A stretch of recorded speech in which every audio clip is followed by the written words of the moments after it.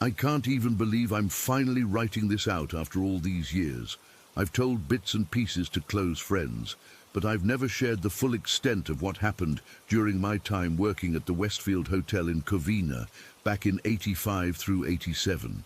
I don't know if putting this all down will help me process it or just bring everything back. But here goes. I was 22 when I started at the front desk. The Westfield was this grand old place built in the '30s, all Art Deco with those ornate ceiling fixtures and dark wood paneling everywhere.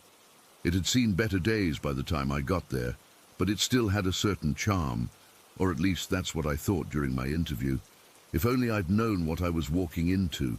My first weird experience happened about 3 weeks into the job. I was working the afternoon shift, getting ready to hand over to the night auditor around 10 o'clock. The lobby was empty. It was a Tuesday, and we weren't very busy. I was organizing some paperwork when I got this sudden, intense feeling of cold around me, like not just a draft, but the kind of cold that seeps into your bones. I remember looking up at the thermostat thinking someone had cranked the AC, but it was set at 72 like always. That's when I noticed the smell. Perfume. Really strong, old-fashioned floral perfume, like my grandmother used to wear. I looked around, thinking maybe a guest had walked in, but there was nobody there. Just as quickly as it came, the cold and the smell disappeared. I brushed it off as exhaustion or my imagination, but looking back, that was my introduction to what the staff called the Lady in Green. The Northwest elevator was where most people encountered her. God, I hated that elevator. It was one of those old manual ones where you had to pull the gate across. Even when it was working perfectly, it had this creepy, sluggish quality. I'd take the stairs whenever possible, but sometimes, when I was helping guests with luggage, I had no choice. One night in the middle of summer, it must have been July of '86, I was helping this older couple get to their room. They had these massive suitcases, so we had to use the elevator. The moment we stepped in, the temperature dropped drastically.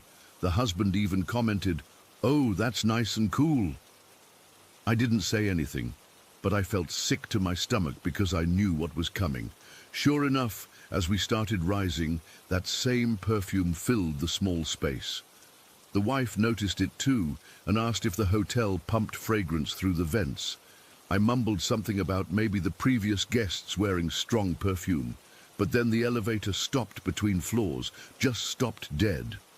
The lights flickered, and in that brief moment of semi-darkness, I saw her reflection in the brass panel of the elevator door.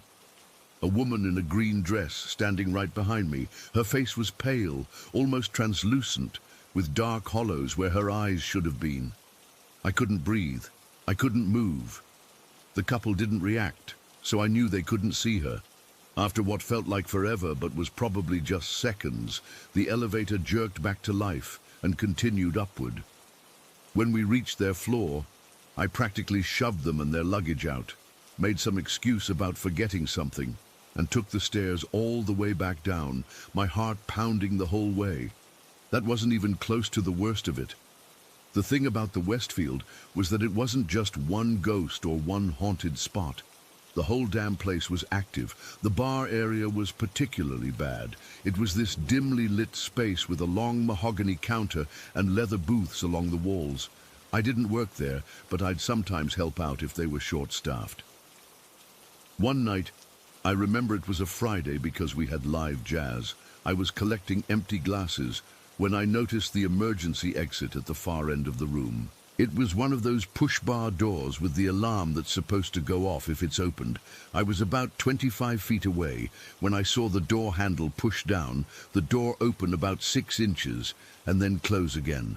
No alarm, no person, just the door, opening and closing as if someone had changed their mind about leaving. I stood there, tray of glasses in hand, completely frozen. A couple at a nearby table were looking in that direction too, so I know I didn't imagine it. Mark, our head bartender, saw my face and came over. "You saw it too, huh?" he said quietly. He told me he never closed the bar alone. Always requested security to wait with him because he constantly felt like someone was watching him from the empty booths. He'd see shadows moving in his peripheral vision, and sometimes glasses would slide off the bar counter with no one near them. Room 209 was another hotspot. In '84, before I started working there, an elderly man had died in the bathroom, heart attack while he was showering. After that, we had constant complaints about that room. I remember this one businesswoman who checked in for a 3-night stay. She came down to the desk at 2 in the morning, still in her pajamas and bathrobe, completely freaked out. She said the shower had turned on by itself 3 times. She'd turn it off, go back to bed, and 15 minutes later, she'd hear the water running again. I moved her to another room, but you could tell she was rattled. A few weeks later, another guest in that same room requested a change because she said she felt like someone was watching her in the bathroom. She described feeling a presence standing behind her while she was brushing her teeth, like someone breathing down her neck. I didn't tell her about the previous guest's experience or the man who died there. I just apologized and moved her. The back office was where I had my most terrifying experience. It was a small room behind the front desk where we kept the safe and did the accounting. There were some potted plants on a shelf and a small desk with a computer, one of those old green screen ones. I was doing the night audit, filling in for someone who called in sick. It was around 3 in the morning and the hotel was quiet. I was the only one at the front, with just a security guard doing rounds somewhere in the building. I was entering the day's receipts when the temperature in the room plummeted. I could see my breath in front of my face. Before I could even react, one of the potted plants flew off the shelf, not fell, flew, and smashed against the wall opposite. I screamed and jumped up, knocking my chair over.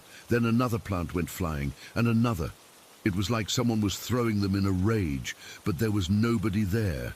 I backed up against the door, fumbling for the handle behind me, unable to take my eyes off what was happening. The computer monitor started glitching, the screen flashing on and off. Papers from the desk rose into the air and scattered everywhere. I finally got the door open and ran out to the lobby, shouting for the security guard. When he came running and we went back to check, everything was a mess. But the cold was gone. He clearly thought I'd had some kind of breakdown or that someone had broken in, but the only door had been locked from the inside and there were no windows. The next night, auditor they hired quit after his first shift. He wouldn't even tell management what happened, just said he wasn't coming back. Period. The phantom footsteps were almost constant throughout the hotel. You'd hear someone walking down the hallway, go to check, and find it empty. The shadows were the worst, though. Dark figures that would dart just at the edge of your vision, or sometimes stand completely still at the end of a corridor until you tried to approach them. There was this one night. God, I still get goosebumps thinking about it. When I was doing a late-night walkthrough with the security guard, Mike, we were checking that all the conference rooms were locked when we both saw it. A full-bodied shadow of a man standing in the middle of the Magnolia room. It was darker than the darkness around it, if that makes any sense. Mike turned on his flashlight and pointed it directly at the figure, but the light seemed to go right through it. We both stopped breathing. The shadow turned. I swear to you, it turned to face us, and then rushed toward us faster than anything I've ever seen. Mike, this big ex-military guy who wasn't afraid of anything, screamed like a child. We both did. We ran all the way back to the lobby and sat there with all the lights on until dawn. I lasted another 4 months after that before I quit. The final straw was when I was alone in the employee break room and distinctly heard a woman's voice whisper my name right into my ear. I felt the breath on my skin. When I turned around, I saw the green dress disappear around the corner. I gave my 2 weeks' notice the next day. What makes it all so frustrating is that this was before all the ghost hunting equipment and shows became popular. Now, I watch those paranormal investigation programs and think about how much evidence we could have captured at the Westfield. The EMF readings would have been off the charts. The EVP sessions would have been incredible. I've driven by the old building a few times since then. It was converted into offices in the 90s, and I always wonder if the people working there experience anything. Do they feel the cold spots? Do they smell the perfume? Does the lady in green still ride the elevator? If it's even still there, I know how this all sounds. Believe me, I was the biggest skeptic before I worked at that hotel. But after 2 years there, I know what I experienced wasn't imagination or hysteria or any of the rational explanations people try to give. That place was haunted, deeply and actively haunted, and not a day goes by that I don't think about it. Sometimes I still wake up in the middle of the night, thinking I smell that floral perfume. And for just a moment, I'm terrified I'll open my eyes and see her standing at the foot of my bed, watching me with those hollow eyes, still wearing that same green dress. Story 2. I still get chills thinking about what happened last month. I've debated whether to share this for weeks, but I need to tell someone who might understand or have experienced something similar. I moved to Australia for work about 8 months ago. It was a huge decision leaving my family behind in Brazil, but the opportunity was too good to pass up. Being 12,000 kilometers away from home is tough, especially since I'm super close with my parents. To cope with the distance, my mum and I video call on WhatsApp pretty much every day. It's become our ritual. She calls around 7 p.m. my time, which is early morning for her, and we chat while she has coffee and I make dinner. These calls have been my lifeline, honestly. My mum shows me around their house, talks about neighborhood gossip, and just keeps me connected to home. My apartment in Sydney feels less lonely because of them. It's a small one-bedroom in a modern building, nothing fancy, but it has good internet, which is all I need for these calls. That Wednesday started like any other day. I'd just gotten home from work, kicked off my shoes, and was scrolling through my phone when Mum's call came through. I answered immediately, smiling as her face popped up on screen. "Oi, filha," she greeted me, her usual cheerful self, sitting at our kitchen table back home with her coffee mug. We started our normal chat. She was telling me about some issues with the neighbor's dog, and I was half listening while chopping vegetables for dinner. About 15 minutes into our call, something changed. Mid-sentence, my mom's expression shifted. At first, I thought the connection had frozen. You know how video calls glitch sometimes, but then I realized she was reacting to something. Her eyes widened, and she went completely silent. "Mom, what's wrong?" I asked, feeling immediately uneasy. She put her finger to her lips, signaling me to be quiet. Then she whispered, "Anna, do you hear that?" I turned down my kitchen faucet and listened. Hear what?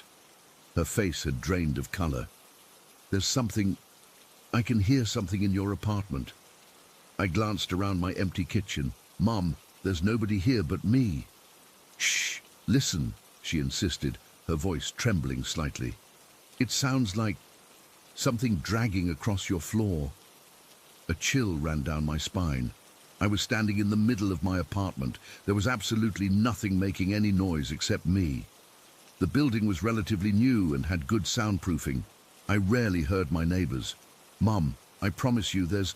"Now it's breathing," she interrupted, her voice barely audible. "Heavy breathing, like it's right next to your phone."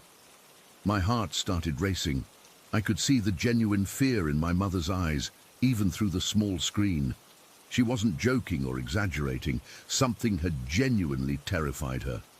"I can't hear anything, Mom," I said, trying to keep my voice steady while turning in a slow circle, surveying my apartment. Everything was normal. Nothing was out of place. "It's whispering now," she said, her hand shaking so badly that her image on my screen became jerky. "I can't understand what it's saying, but it's there. It's definitely there."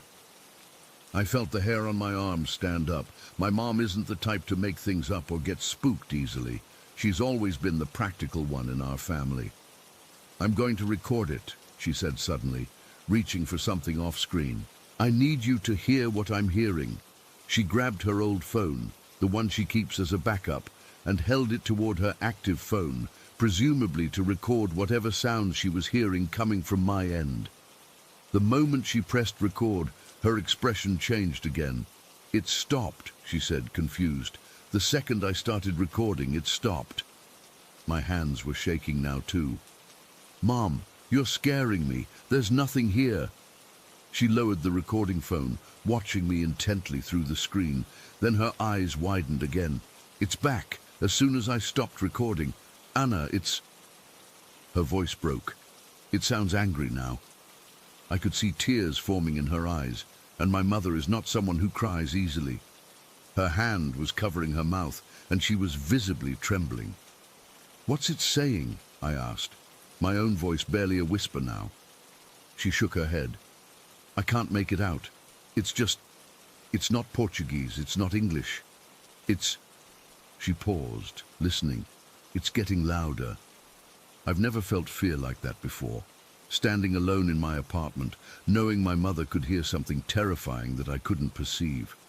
It was like being blind to a threat that someone else could see clearly. "Mom, go get Dad," I said suddenly, trying to sound calmer than I felt. "Right now. Get up and go to him." She nodded, her movements jerky with fear. She stood up, the phone still in her hand, and I could see the kitchen ceiling of my childhood home as she walked quickly, her breathing fast and shallow. "João!" I heard her call out to my father. "João, come here quickly!" I heard my father's muffled voice asking what was wrong, and then his face appeared alongside my mother's on the screen. He looked concerned, putting his arm around her. "What's happening?" he asked, looking from my mother to me on the screen. "There's a voice," my mother said, her voice still shaking, "coming from Anna's apartment. I can hear it through the call." My father frowned, looking skeptical but concerned. "I don't hear anything." "It stopped," my mother said, clutching his arm. "It stopped when I reached you." The three of us stayed silent for a moment, listening. There was nothing, just the ambient sounds of my apartment and their house. "Maybe it was interference," my father suggested, but he didn't sound convinced. The look he gave my mother told me he believed she'd heard something, even if he hadn't. "Let's try hanging up and calling back," I suggested, desperate to break the tension and find a rational explanation. We disconnected, and I took a few deep breaths before answering when they called back seconds later. For a brief moment, everything seemed normal. Then my mother tensed again. "There's an echo now," she said, "like the call is doubled." I couldn't hear it, but the fear was returning to her eyes. We disconnected again and tried one more time. This time, the call seemed normal, and whatever presence had frightened my mother seemed to be gone. "I think it's okay now," she said cautiously, but I could see she was still on edge. We talked for a few more minutes, all of us trying to act normal, but the atmosphere had changed completely. Before we hung up, my mother remembered the recording. "Let me check if it caught anything," she said, picking up her other phone. My father and I waited in tense silence as she played it back. At first, her face remained neutral, and I felt a wave of relief. Maybe there hadn't been anything after all. But then she stopped, rewound, and played a section again. The color drained from her face. "João, listen," she said, holding the phone to my father's ear. I watched his expression change too, not as dramatically as my mother's had, but enough to know that something was there. "It caught the beginning," my mother confirmed, looking back at me. Just a few seconds of the breathing before it stopped. "Send it to me," I said immediately. She nodded and ended our call to send the audio file. Those few minutes waiting for the message to arrive were excruciating. When it finally came through, I hesitated before playing it, my finger hovering over the screen. The recording was mostly silent, with the faint sound of my voice in the background saying, "Mom, there's nobody here but me." Then, just barely audible, there was a sound that made my skin crawl, a low, raspy breathing that definitely wasn't coming from me or my mother. It lasted only about 3 seconds before cutting off, presumably when my mother started recording, but it was unmistakably there. I've played that clip dozens of times since then, trying to convince myself it was just some kind of technical glitch or crossed signal. My parents think someone somehow hacked our call as a prank, though they can't explain how or why. But I know better. That breathing didn't sound human. And the way my mother described it, the dragging sound, the whispers, it felt intentional, like something wanted to be heard by her, but not by me, like it was sending a message. I've changed apartments since then. I couldn't stay there after what happened. Our daily calls continue, but there's always this moment of tension when we first connect, both of us waiting to see if it will happen again. The thing that disturbs me most isn't just that something seemingly supernatural invaded our call. It's the implication that distance means nothing to whatever was there. I moved 12,000 kilometers away, but if something wants to reach you, no amount of physical separation seems to matter. I still don't know what it was, or what it wanted. I don't know why only my mother could hear it. Sometimes I catch myself listening for that dragging sound in my new apartment, wondering if it followed me here, wondering if next time I'll be the one who hears it, while the person on the other end of the call remains oblivious. That 3-second clip is still on my phone. I've thought about deleting it countless times, but something stops me. It's the only proof I have that I'm not crazy, that something inexplicable reached across the world to make itself known to us. And I can't help but wonder if it's still listening, waiting for another opportunity to speak. Story 3. I've never told this story to anyone outside my family, but after all these years, I still can't shake what happened in that house in Riverside. Maybe writing it down will help me process it, or at least, but deep down, I knew what I'd heard. About a week later, same spot on the stairs, I heard a cough followed by this weird little giggle. Same voice, same tone. This time, I didn't even bother checking. I just hurried up the stairs, my heart pounding. I didn't tell anyone because, honestly, what would I say? Hey, I think the staircase is talking to me? They'd think I was losing it. Life went on, and we all kind of developed this unspoken habit of rushing past that bathroom. I noticed my mum would always flick on the light before going in, even during the day when it was perfectly bright. My dad would clear his throat loudly whenever he approached that part of the house, like he was announcing himself. We never talked about it, but looking back, I think we all felt something was off. Then, about 3 years later, came the incident with my little sister. She was 8 at the time and had gone into our mom's bedroom to get something. Suddenly, this blood-curdling scream echoed through the house, the kind that makes your stomach drop. My mom rushed upstairs and I followed right behind her. My sister was backed against the wall, pointing toward the hallway that led to the bathroom. She was hyperventilating, tears streaming down her face. When she could finally speak, she said she'd seen a shadow-looking man with red eyes staring at her from near the bathroom door. She described how it didn't move like a normal person, more like it shifted or flickered. And those eyes, she said they weren't just red, they were like angry red lights that didn't blink. My mom tried to calm her down, saying it was probably just a shadow from the window or her imagination running wild. But my sister was inconsolable. She refused to go upstairs alone for weeks after that, and honestly, after what happened to me next, I don't blame her. It was a Tuesday morning, and everyone had left for work or school. I had the day off and was enjoying the quiet house. I used that middle bathroom because I was in a hurry and it was closer than going all the way upstairs. The moment I stepped inside, I felt this heaviness settle over me. It's hard to describe. Like the air suddenly became thick and pressing down on my shoulders. I remember thinking the light seemed dimmer than usual, even though the bulb was new. I finished quickly, and as I was washing my hands, I felt watched. You know that feeling when someone's standing right behind you? I looked in the mirror, half expecting to see something, but there was nothing. Just as I was about to leave, I got hit with this wave of dizziness so intense I had to grab the sink to steady myself. Then came the nausea, violent and sudden. I barely made it to the toilet before I started throwing up. But what came out wasn't normal. It was streaked with blood. bright red blood. I thought maybe I'd bitten my cheek or something, but the metallic taste in my mouth was overwhelming. I remember sitting on the bathroom floor, my head spinning, trying to convince myself it was nothing serious. I managed to make it to my bedroom and collapse on the bed. I figured I'd just rest for a bit and then call someone if I didn't feel better.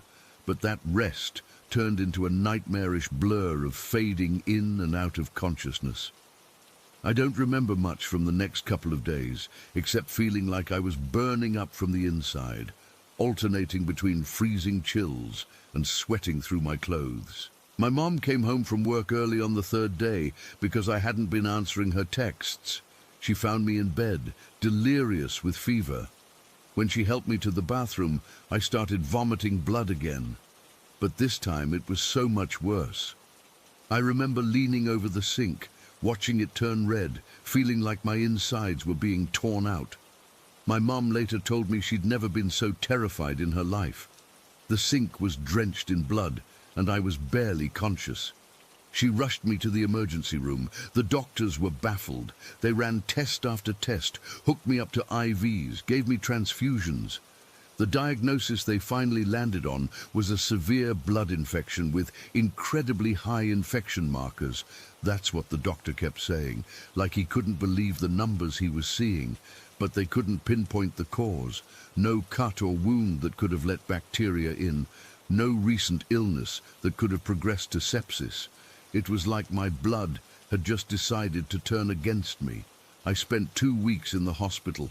The antibiotics eventually worked, but the doctors kept asking if I'd traveled somewhere exotic, been bitten by something, or taken any unusual medications. I hadn't done any of that. The only unusual thing was that bathroom. When I finally came home, I couldn't bring myself to use that bathroom again. None of us could. My mom would go in to clean it occasionally, but she'd always come out looking pale and drained. She admitted to me once that every time she went in there, she felt an immediate sense of fatigue, depression, and fear washing over her. My sister said the same thing, that the bathroom made her feel sad and scared for no reason. We started using only the upstairs and downstairs bathrooms, treating that middle one like it didn't exist. We'd hurry past it on the stairs, never looking at the door. But sometimes, especially at night, I'd hear noises coming from inside, the faucet turning on by itself, the medicine cabinet creaking open, or that same low chuckle I'd heard before. About 6 months after my hospitalization, my mum went in to grab some cleaning supplies we kept under the sink. She was only in there for maybe 2 minutes, but when she came out, she had this weird bruise forming on her arm, like finger marks, 5 distinct pressure points that darkened as we watched. She didn't hit anything, didn't bump into the door or cabinet. The marks just appeared. That was the final straw. We moved out the following month. I've been in my own place for years now, but I still think about that house, that bathroom. I've tried researching the property's history, looking for any deaths or tragedies that might explain what we experienced, but found nothing conclusive.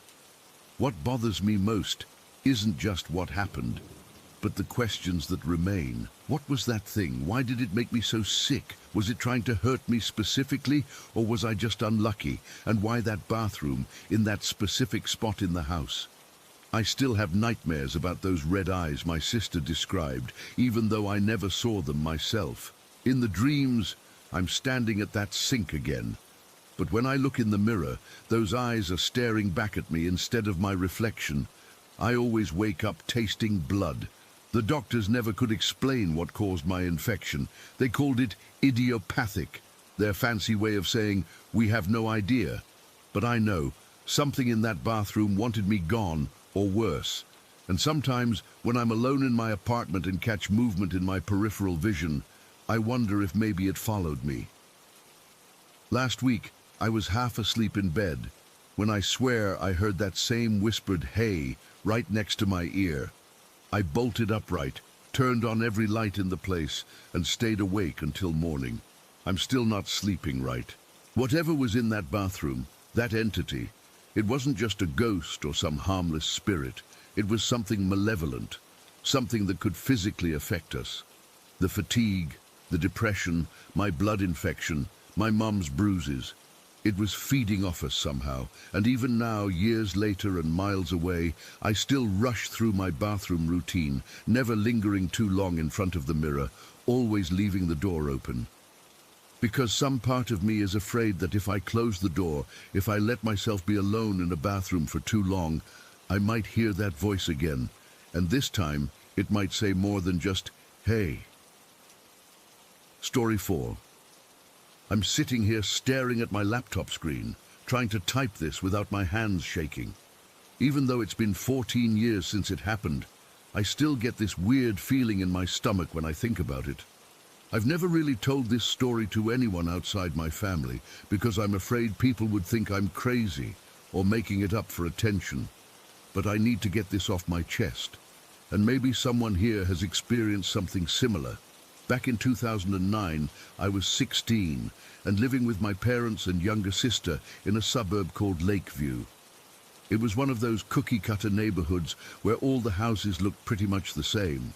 2 stories, attached garage, small backyard. Our house wasn't old or creepy or anything that would make you think haunted. It was just normal. At least, that's what we thought when we moved in 3 years earlier. That night in March, my dad was away on a business trip to Chicago. He traveled a lot for work, so it wasn't unusual for it to be just me, my mom, and my sister Ellie at home. It was a Friday, and I remember being in a good mood because I'd gotten a B+ on a math test I thought I'd failed. Mom and Ellie were watching some reality TV show in the living room. I think it was American Idol or something, but I wasn't interested.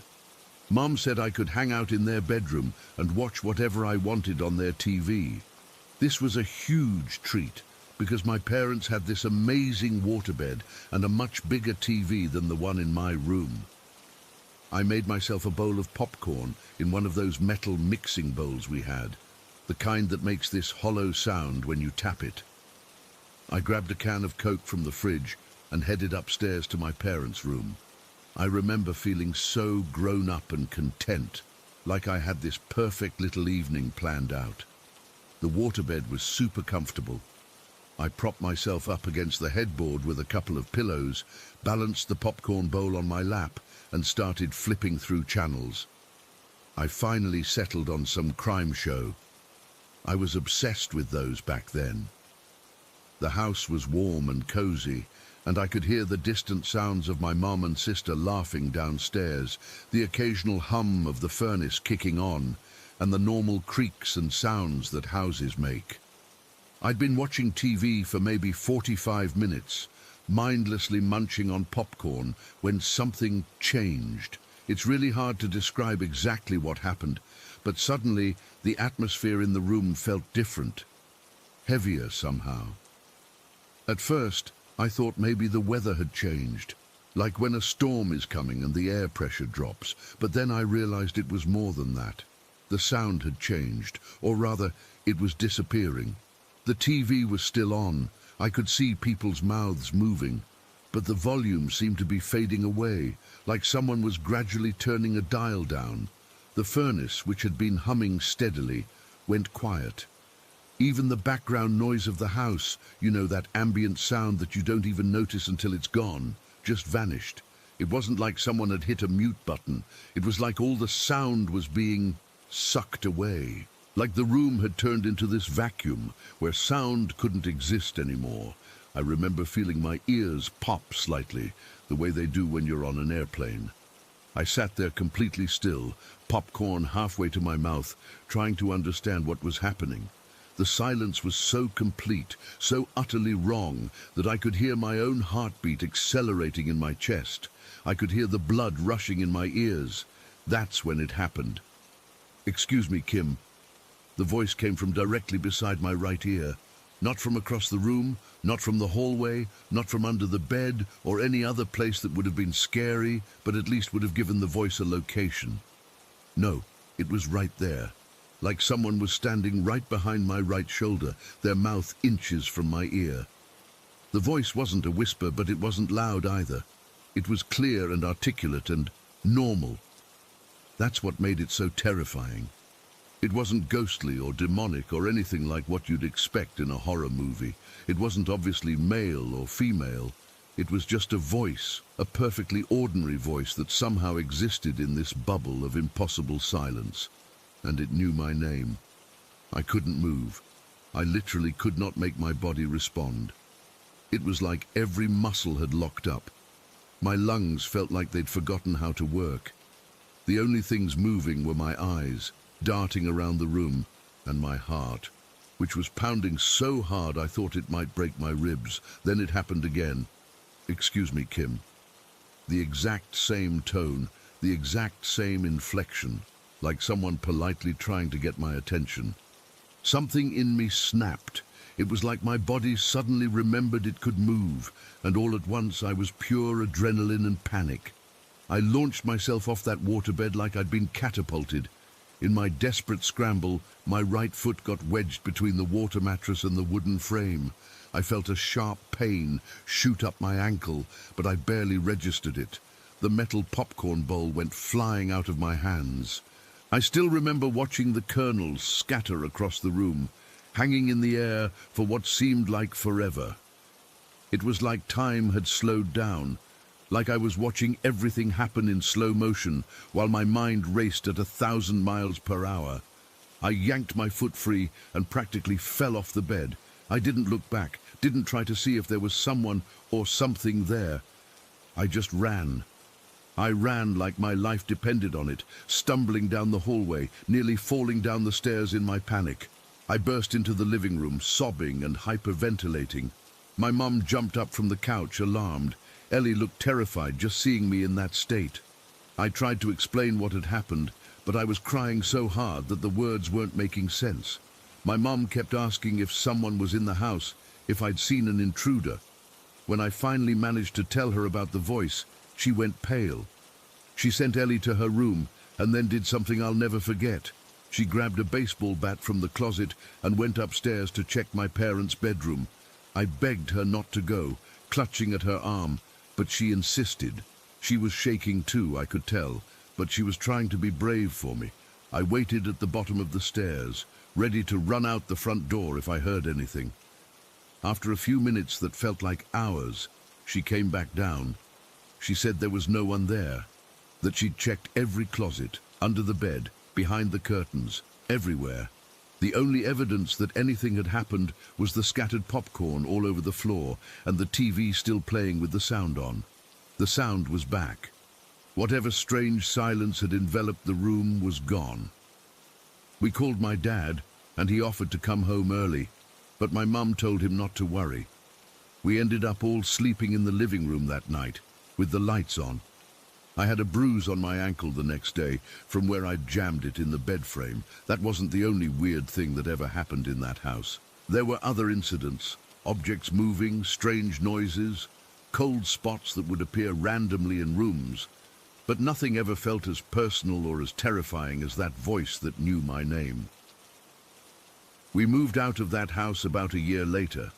My parents said it was because my dad got transferred to another office, but I always wondered if they were just as freaked out as I was and wanted an excuse to leave. I've tried to rationalize what happened many times over the years.